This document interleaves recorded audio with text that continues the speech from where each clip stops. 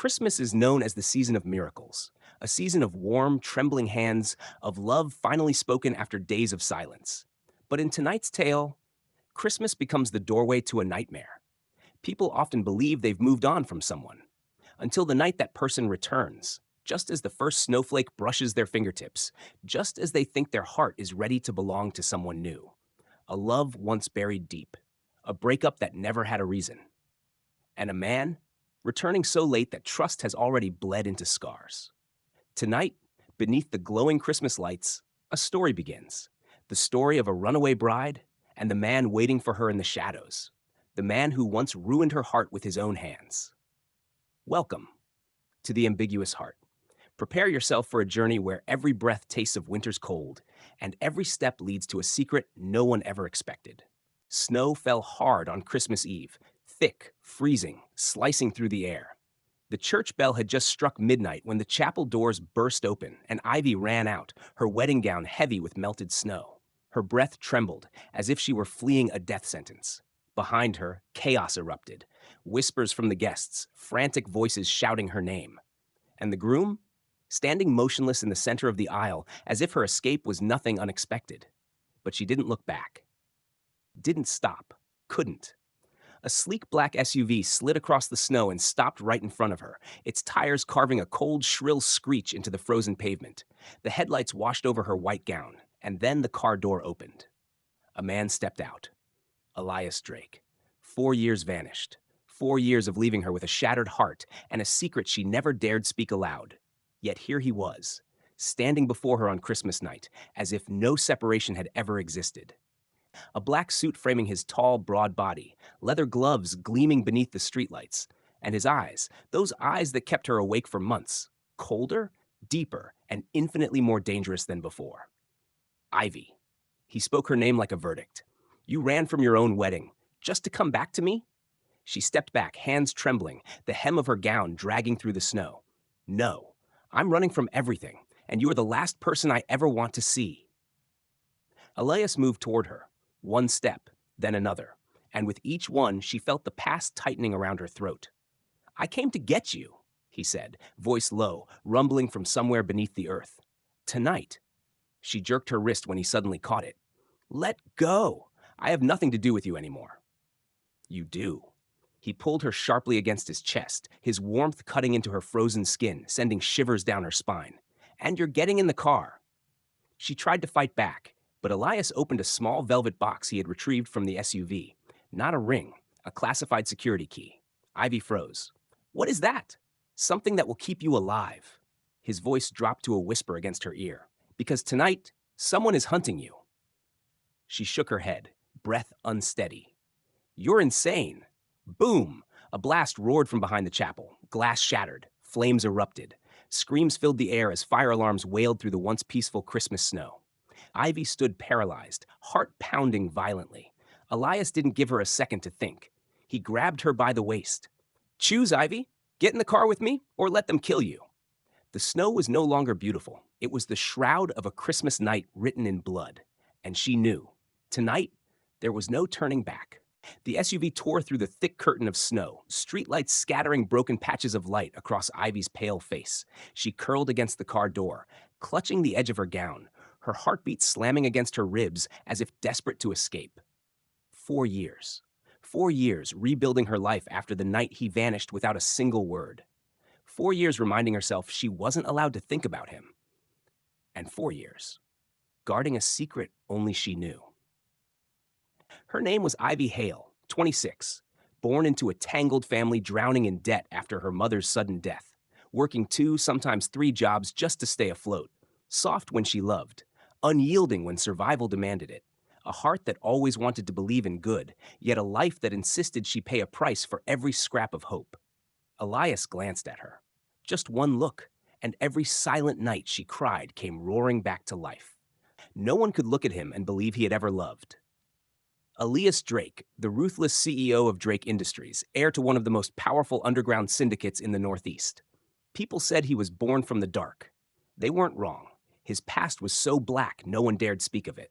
Mother gone too young, raised by a father who knew only cruelty, betrayed by the only person he ever trusted. and he left Ivy on Christmas Eve. No message, no explanation.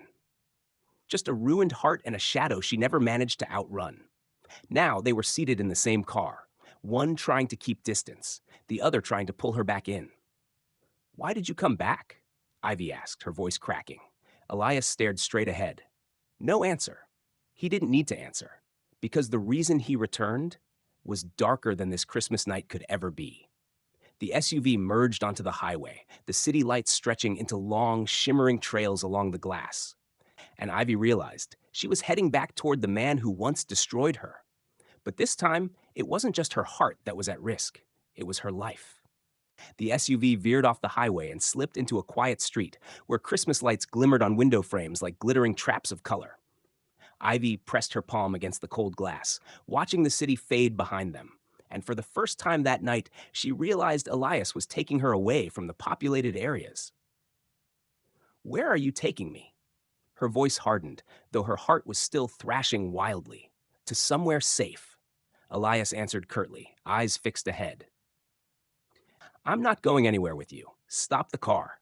He didn't reply. He simply tapped a button on the dashboard. Every lock, every door, every window slid into full security mode. She was trapped. "You're insane," Ivy shouted. "Open the door." "I'll release you," Elias said, his voice cold, yet with the faintest tension beneath it. "Once I'm sure you won't be killed the moment you step outside." A flicker of memory shot through her mind, a shadow standing near her bedroom window the night before. A strange noise when she tried on her wedding dress. A moment, just a moment, when she felt watched. She had thought it was wedding stress. Now, maybe not. "Elias," she swallowed hard, "you disappear for 4 years and suddenly come back claiming someone is hunting me? Why should I believe you?" Finally, he glanced at her, his eyes like embers on the verge of dying out. "Because I'm the only one who knows who they are." Her breath snagged. Before she could ask more, Elias hit the brakes. The SUV stopped in front of a glass-clad high-rise, one of his private penthouses, accessible only to top-level security personnel. The moment the locks released, Ivy pushed the door open. She wanted to run, to escape him, escape the pain, escape the danger. But the second her foot touched the snow, pang! A bullet sliced through the air right past her face, embedding itself in the metal sign behind her. Ivy froze. Elias spun toward her, pulling her tight against the stone wall, his arm shielding her head. She could feel his heartbeat, fast, violent, terrifyingly real. "See?" Elias growled softly. "They're not waiting until morning." A figure appeared on the rooftop across the street, a red laser dot locked onto them. Elias grabbed her hand and bolted, not the forceful, domineering pull from earlier, but the kind of grip that meant if he lets go, she dies. The security door scanned his fingerprint and slid open. They rushed inside as another bullet ripped through the air. The steel door slammed shut behind them. Ivy leaned against the wall, gasping. She no longer had the strength to hate him, no strength to question anything. There was only one undeniable truth, echoing as loudly as the gunshot still ringing in her ears. If she hadn't gone with Elias, she would have died out there. Elias stood in front of her, their breaths mixing, so close she could see the raw fury and fear unmasked in his eyes. "Listen to me, Ivy." His voice dropped, low, sharp, cutting straight into her chest. "Until we find who's behind this, you stay with me. You eat here, sleep here, breathe here." She shook her head, eyes burning from fear, and something else she didn't dare name. "You can't force me." "Not forcing," he murmured, "saving." He lifted a hand, his fingers brushing her cold cheek. "I never should have left you alone those 4 years." Her entire body went still at the words. The room fell silent, only the sound of ragged breathing and snow falling against the glass. And on that Christmas night, in a moment between life and death, they were bound together once more. Not by love, but by a truth closing in, one that could destroy them both. The steel door locked behind them, sealing off the outside world, but it also trapped them together in a suffocating heavy silence. Ivy stepped back from Elias, arms wrapped tightly around herself as if trying to build an invisible wall. "You don't have the right to drag me into this," she said, her voice trembling with fear, and something deeper, memory. Elias shrugged off his long coat and tossed it onto the chair. "You were nearly shot outside." "I didn't ask you to save me." He spun around. "And if I hadn't, do you think you'd still be standing here yelling at me?" His words hit her chest like a hammer. Ivy bit her lip, fighting to stay composed. Why were you there? Why did you show up at that exact moment? Elias, were you following me? Elias stepped forward, each stride making the air grow thicker. You think I wanted to see you in another man's wedding dress? Ivy froze. Every word was a knife tearing open the old scar she'd fought so hard to bury. You don't get to be jealous, she whispered. Not after what you did. He stopped right in front of her, close enough that she could feel his breath against her forehead. I'm not jealous. He lowered his head, his dark eyes swallowing her whole. I'm furious. Ivy let out a broken laugh. Furious about what? That I dared move on? That I dared love someone else? She didn't expect his hand to slam against the wall beside her head, forcing her back. Don't say the word love tonight. His voice was a low, subterranean rumble. Not about anyone but me. Elias, you don't own me. Never did, he replied. But I lost you once. I won't lose you again. She shoved him away. The feeling of being cornered, suffocated, dragged back into the night 4 years ago when he disappeared and her world collapsed. You don't get to walk in and out of my life whenever it suits you, Ivy screamed. You don't get to break me and then claim you're protecting me. Elias didn't move, didn't argue, but for the first time that night, there was real pain in his eyes. Why did you disappear, Elias? Ivy asked softly. You owe me that answer. His silence stretched. So long she felt her chest tightening. Finally, he said, Not tonight. Ivy let out a bitter laugh, tears burning in her eyes. Of course, she whispered. With you, it's never the right time. She turned away. But Elias grabbed her wrist, pulling her back, anger and fear flickering wildly in his gaze, along with something she didn't dare name. Ivy, he said, voice dropping to a trembling whisper, you have to stay. With me. No. She yanked her hand free, lifting her chin with quiet defiance. I'm not staying with the man who abandoned me. She opened the bedroom door, stepped inside, and slammed it shut. Elias stood alone in the hallway, and for the first time that night, he looked like a man who had just lost a battle. The living room of the penthouse lay in a haze of dim wall lights, snow shimmering outside the wide glass windows like shards of shattered crystal falling from the sky. Ivy sat on the edge of the bed, fists gripping the hem of her wedding gown.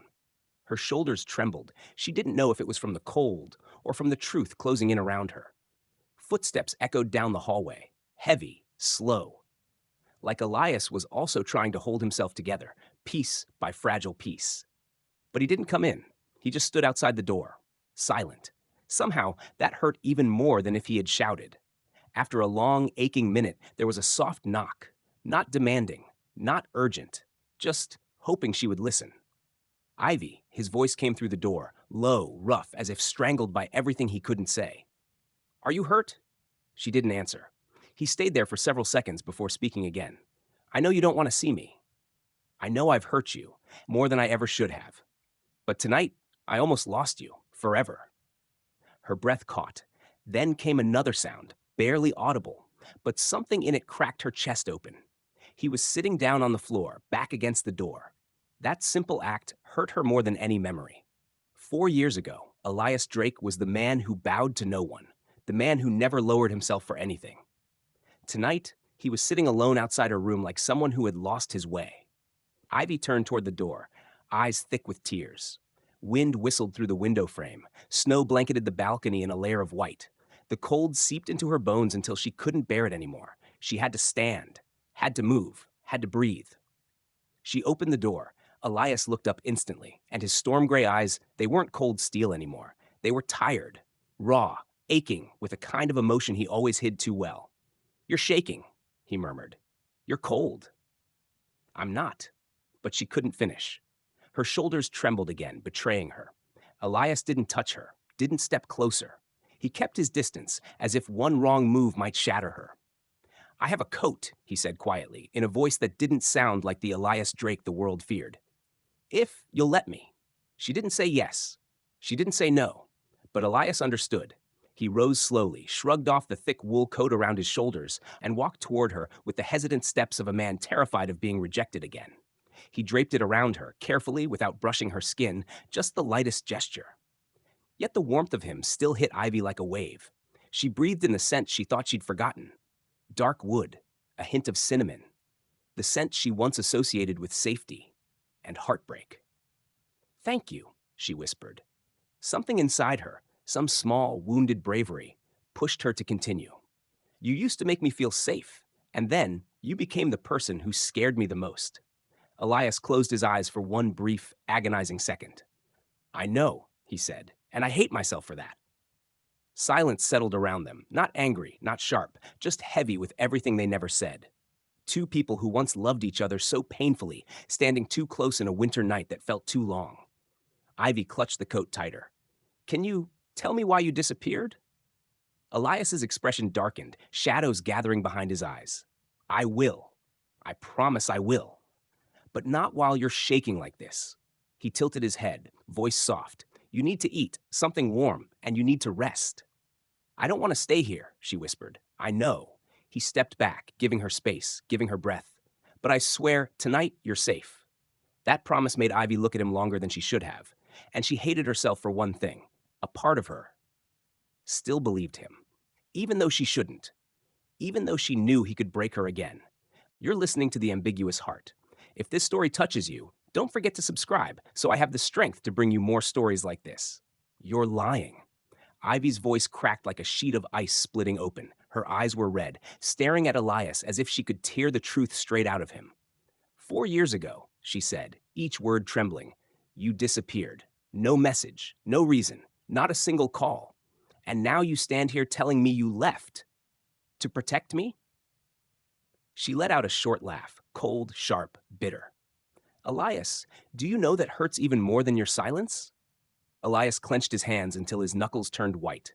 He looked like he wanted to step forward, to touch her, to say something. But in the end, he stayed still, as if he didn't trust himself near her. I had no choice, Ivy. It's always that line. She shook her head and stepped back, retreating like someone backing away from a cliff. No choice. No other way. Her voice broke. Why didn't you tell me? Why didn't you trust me? Why didn't you let me choose? His eyes darkened, dangerously. Because if you had known, you would have died. The room fell into a suffocating stillness. Ivy didn't move, didn't blink, didn't breathe. Elias continued, his voice dropping to a near whisper, but every word cut the air like a blade. They planned to eliminate you, the same night I disappeared. What? Ivy's breath hitched. I had to choose. Elias lowered his head as if the memory still strangled him. Stay and watch you die, or disappear to bury everything and sever all ties. Ivy closed her eyes as if her heart had just been crushed in someone's fist. So you left. Her voice was barely there. You chose to abandon me. I chose to keep you alive. Elias lifted his gaze, and for the first time, his eyes were raw, exposed, full of pain he had no armor for. If I had stayed, you would be in a coffin right now. The air grew heavy, too heavy for Ivy to stand without holding onto the wall. She swallowed hard, forcing her voice out. Then, why did you come back now? It came out hoarse. To ease your guilt? Save me for one night and then disappear again? Elias stared at her for a long moment. Then he spoke, his voice cold and sharp as a blade fresh from its sheath. Because this time, they're not trying to scare you. They want you dead. Ivy went pale, stumbling back until her spine hit the wall. Her body shivered violently. Elias stepped forward, not pushing, not rushing, just close enough that she could feel his presence, but not trapped by it. Someone in the organization sold your file to another faction, he said, voice low. The faction behind today's wedding. Once the ceremony was done, you were going to have an accident. No investigation, no trace. No, no. Ivy shook her head, chest tightening. You're insane. There's more. Elias paused, as though afraid she might collapse. Ivy looked up, her eyes glassy with fear and disbelief. Elias met her gaze and released the final blow.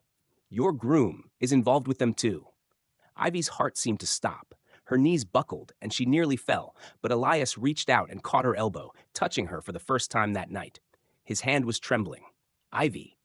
His voice softened, tender enough to melt the frost in her chest. This time, you have to trust me. Tears slipped down her cheeks, hot against her cold skin.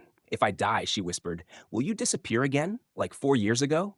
Elias looked at her, as if he were ready to swear his entire life on his next breath. No. He spoke slowly, each word weighted and absolute. This time, I stay, even if I have to burn the whole world to do it. And for the first time on that snow-soaked Christmas night, Ivy believed him.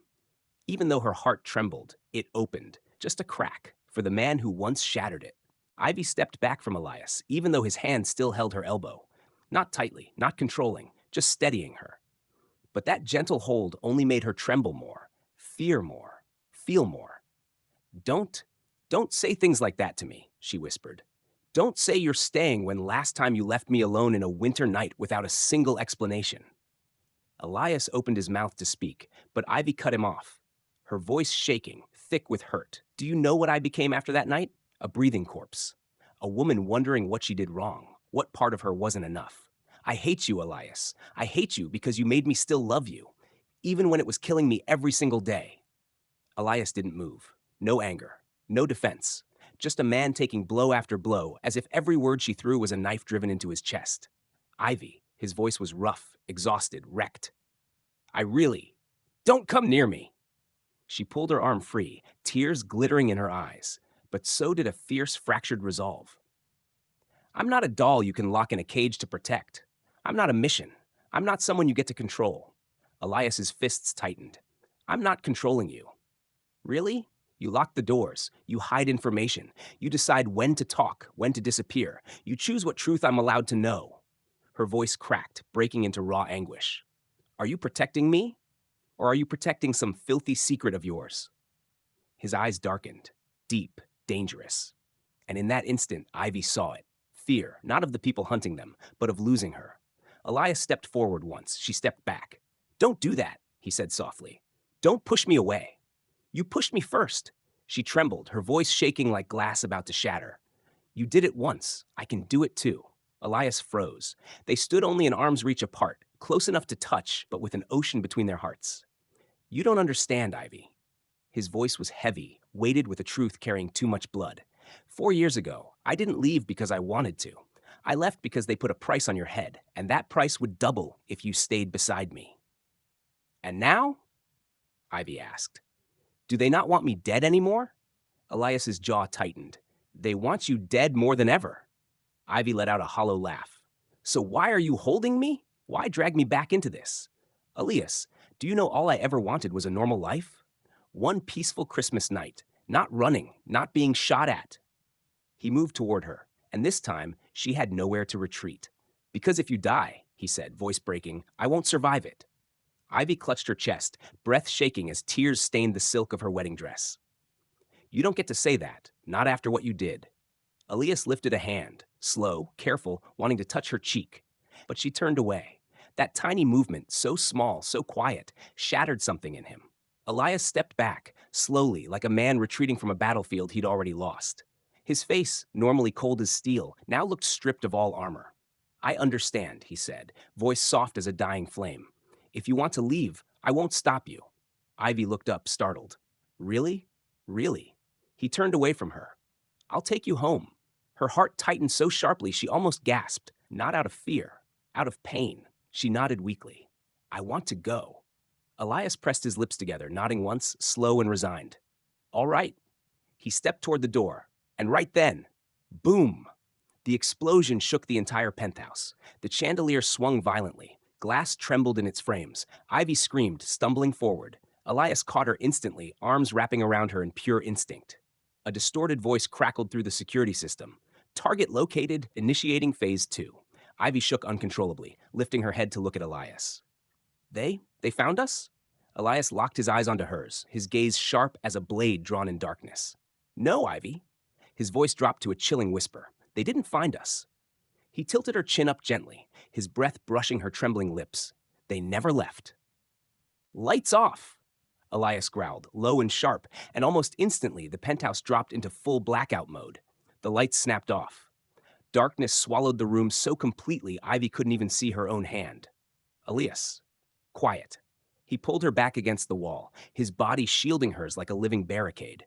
Ivy's breathing spiraled out of control. She heard the metallic click of a weapon being armed. Not from Elias, but from outside the door.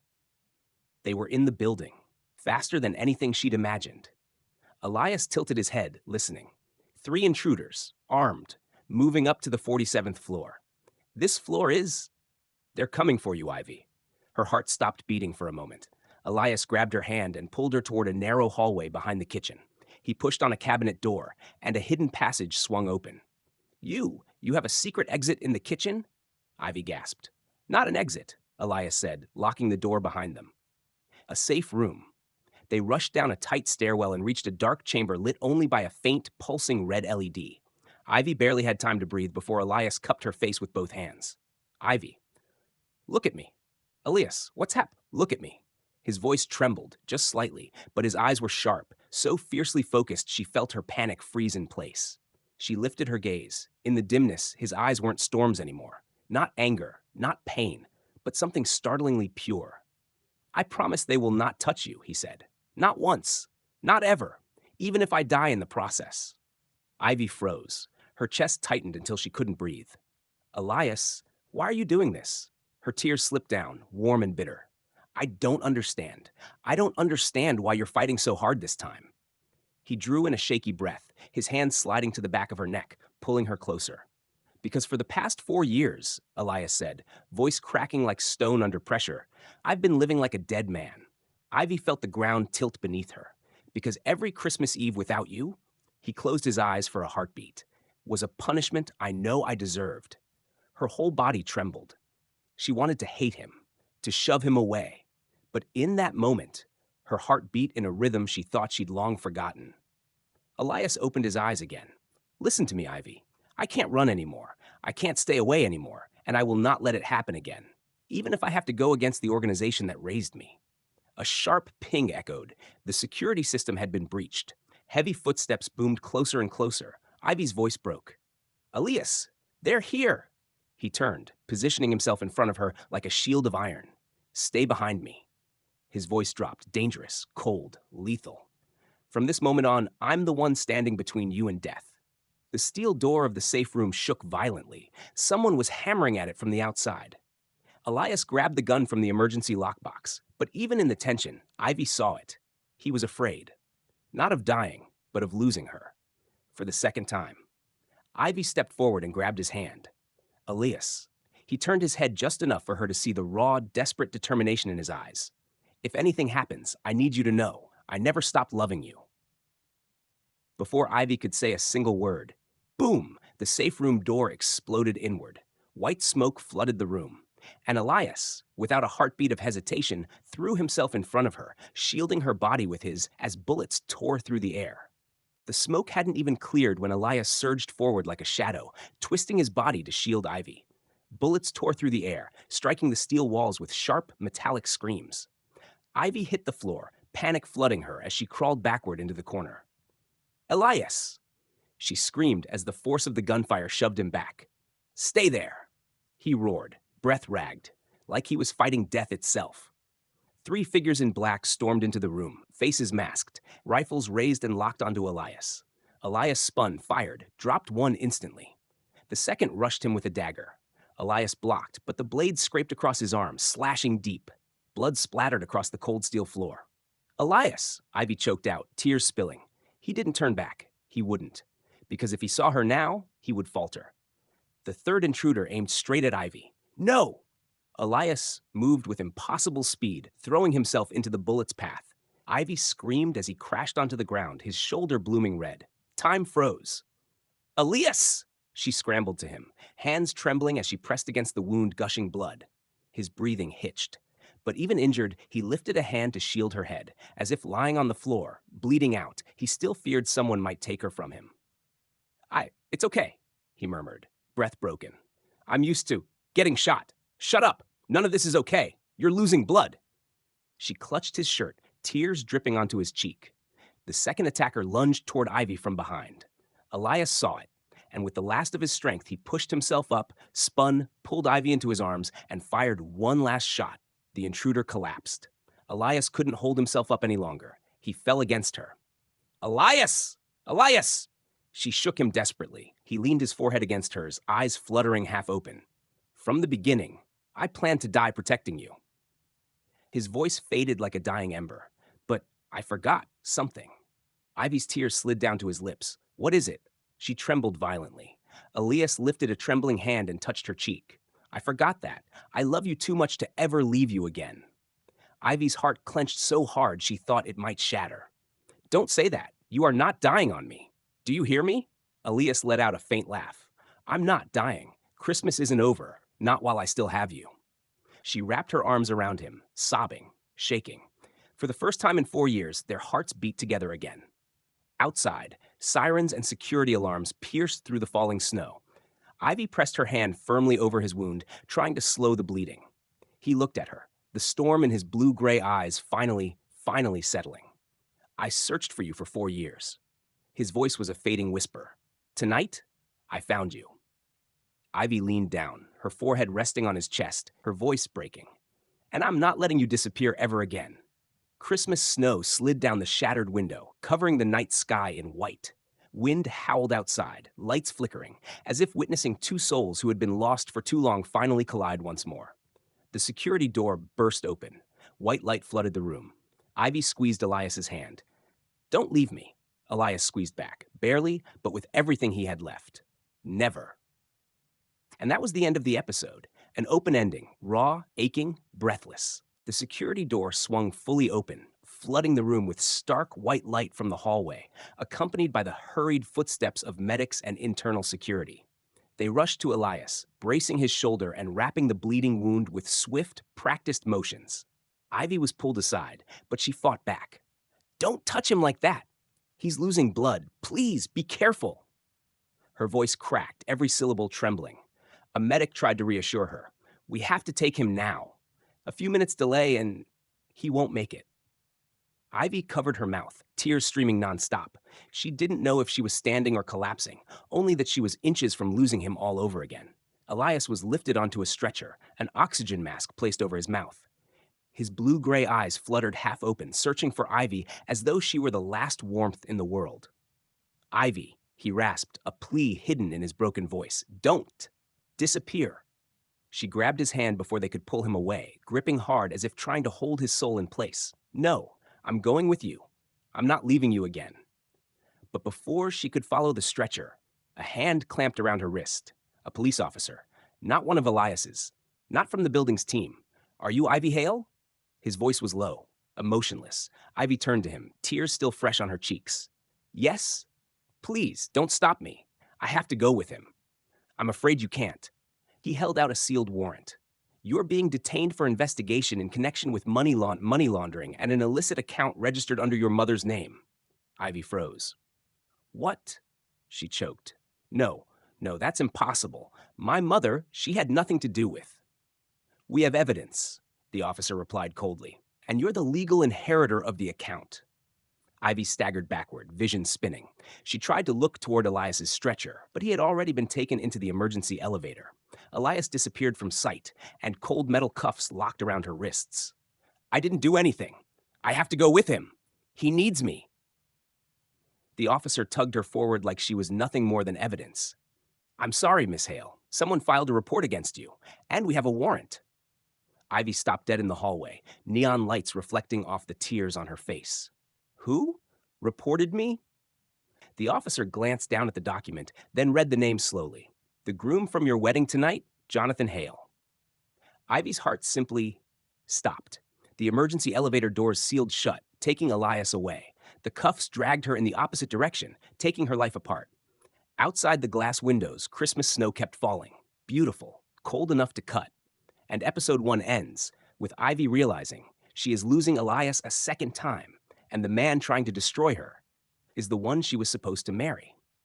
If you're still listening at this moment, then maybe your heart is hurting a little too, like Ivy's, like Elias's, and like all those who run through the night just to hold on to the person they love.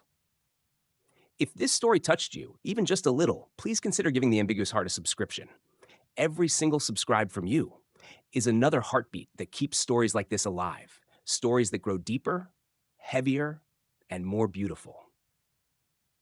Thank you for staying with me until the very end. Wishing you a gentle, peaceful night, and I'll see you in the next story, where the ambiguous heart always leads us to places no one ever expects.